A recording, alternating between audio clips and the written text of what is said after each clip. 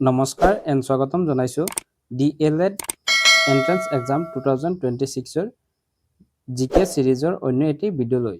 ভিডিঅ'টোৰ প্ৰথম কুৱেশ্যনটো হ'ব, কোনে ভাৰতত প্ৰথম চিৰস্থায়ী ৰাজহ ব্যৱস্থাৰ প্ৰৱৰ্তন কৰিছিল? চিৰস্থায়ী ৰাজহ ব্যৱস্থাৰ প্ৰৱৰ্তন কোনে কৰিছিল?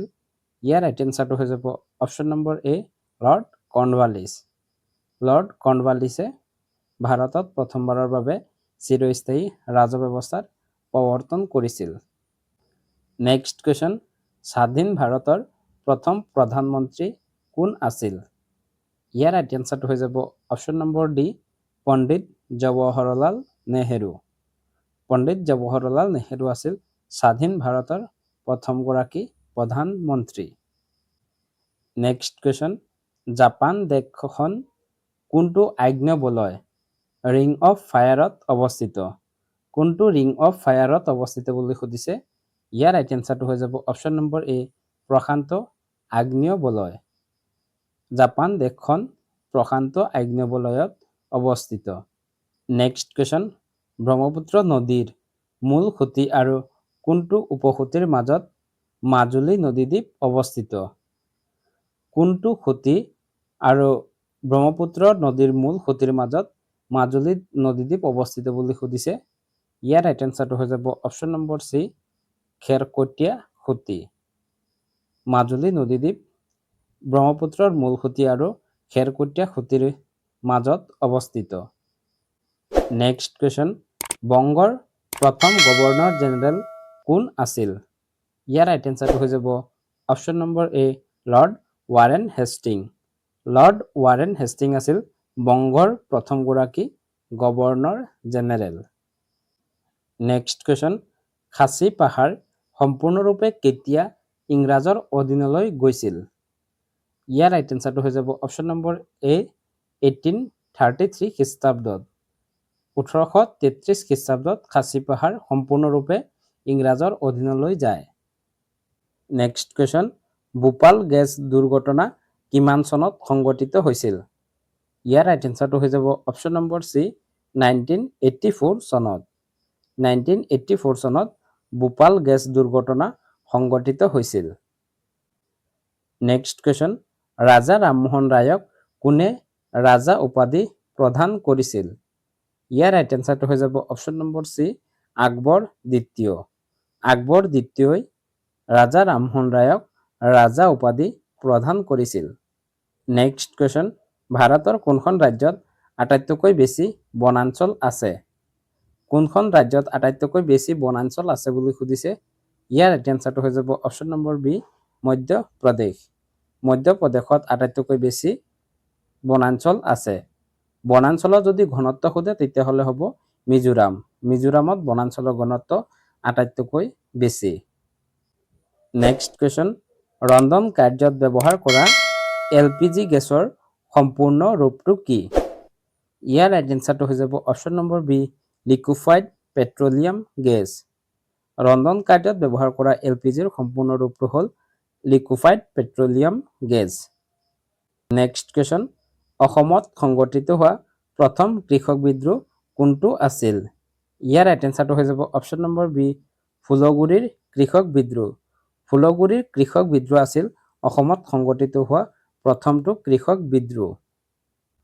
নেক্সট কুৱেশ্যন, কোনজন মোগল সম্ৰাটৰ পৰা ইষ্ট ইণ্ডিয়া কোম্পানীয়ে সমগ্ৰ ভাৰতত মুকলিকৈ বেপাৰ কৰাৰ অনুমতি লাভ কৰে? ইয়াৰ ৰাইট এনচাৰটো হৈ যাব অপশ্যন নম্বৰ বি, ফাৰুকছিয়া। মোগল সম্ৰাট ফাৰুকছিয়াৰ পৰা ব্ৰিটিছ ইষ্ট ইণ্ডিয়া কোম্পানীয়ে সমগ্ৰ ভাৰতত মুকলিকৈ বেপাৰ কৰাৰ অনুমতি লাভ কৰিছিল। নেক্সট কুৱেশ্যন, কোনে ইণ্ডিয়ান এছ'চিয়েশ্যন গঠন কৰিছিল? ইয়াৰ ৰাইট এনচাৰটো হৈ যাব অপশ্যন নম্বৰ এ, সুৰেন্দ্ৰনাথ বন্দ্যোপাধ্যায়। সুৰেন্দ্ৰনাথ বন্দ্যোপাধ্যায়ে ইণ্ডিয়ান এছ'চিয়েশ্যন গঠন কৰিছিল। নেক্সট কুৱেশ্যন, অসমত প্ৰথম কিমান চনত ৰেল চলাচল আৰম্ভ হৈছিল? ইয়াৰ ৰাইট এনচাৰটো হৈ যাব অপশ্যন নম্বৰ ডি, 1883 চনত। 1883 চনত অসমত প্ৰথম ৰেল চলাচল আৰম্ভ হৈছিল।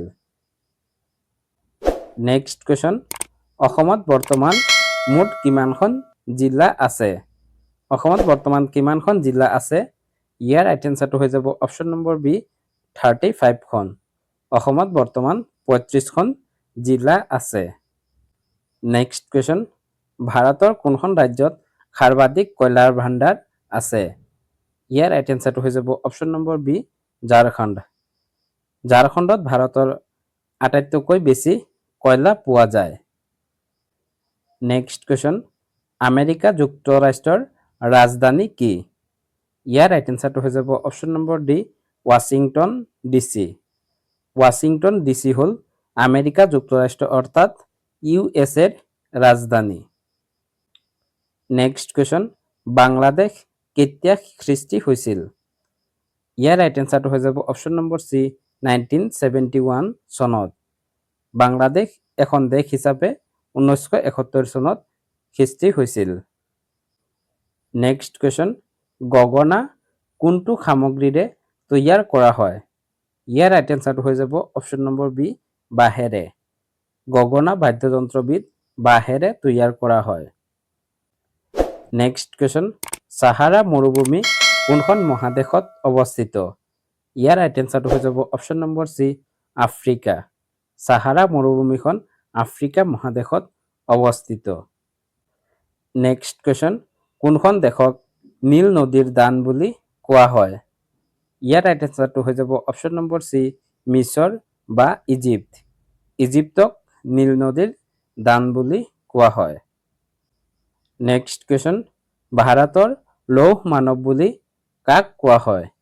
ইয়াৰ ৰাইট এনচাৰটো হৈ যাব option number D Sardar Vallabhbhai Patel. Sardar Vallabhbhai পেটেলক ভাৰতৰ লৌহ মানৱ অৰ্থাৎ আইৰণ মেন অফ ইণ্ডিয়া বুলি কোৱা হয়। নেক্সট কুৱেশ্যন, কোনটো খেলত অসমৰ খেলুৱৈ লাভলীনা বুঢ়াগোহাঁইয়ে অলিম্পিকত পদক লাভ কৰিছিল? অলিম্পিকত পদক লাভ কৰা প্ৰথমগৰাকী অসমীয়া হ'ল লাভলীনা বুঢ়াগোহাঁই। তেখেতে কোনটো খেলৰ লগত জড়িত বুলি সুধিছে? ইয়াৰ ৰাইট এনচাৰটো হৈ যাব অপশ্যন নম্বৰ বি মুষ্টিযোদ্ধা। মুষ্টিযুদ্ধ অৰ্থাৎ বক্সিঙৰ লগত জড়িত। নেক্সট কুৱেশ্যন, অসমৰ প্ৰথমটো তেল শোধনাগাৰ কেতিয়া স্থাপন কৰা হৈছিল? ইয়াৰ ৰাইট এনচাৰটো হৈ যাব অপশ্যন নম্বৰ বি 1901 চনত। 1901 চনত ডিগবৈত অসমৰ প্ৰথমটো তেল শোধনাগাৰ স্থাপন কৰা হৈছিল। নেক্সট কুৱেশ্যন, উত্তৰ পূৰ্বাঞ্চলৰ আটাইতকৈ জনবহুল ৰাজ্য কোনখন? উত্তৰ পূৰ্বাঞ্চলৰ আটাইতকৈ জনবহুল ৰাজ্য কোনখন বুলি সুধিছে? ইয়াৰ ৰাইট এনচাৰটো হৈ যাব option number C Assam.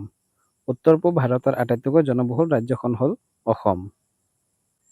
Next question, অসমৰ সৰ্বোচ্চ শৃংগটোৰ নাম কি? অসমৰ সৰ্বোচ্চ শৃংগ কি? ইয়াৰ ৰাইট এনচাৰটো হৈ যাব অপশ্যন নম্বৰ বি লাইকে। লাইকে হ'ল অসমৰ আটাইতকৈ উচ্চতম শৃংগ। নেক্সট কুৱেশ্যন, ভাৰতৰ সৰ্বাধিক বৰষুণ হোৱা ৰাজ্য কোনখন? ইয়াৰ ৰাইট এনচাৰটো হৈ যাব অপশ্যন নম্বৰ চি মেঘালয়।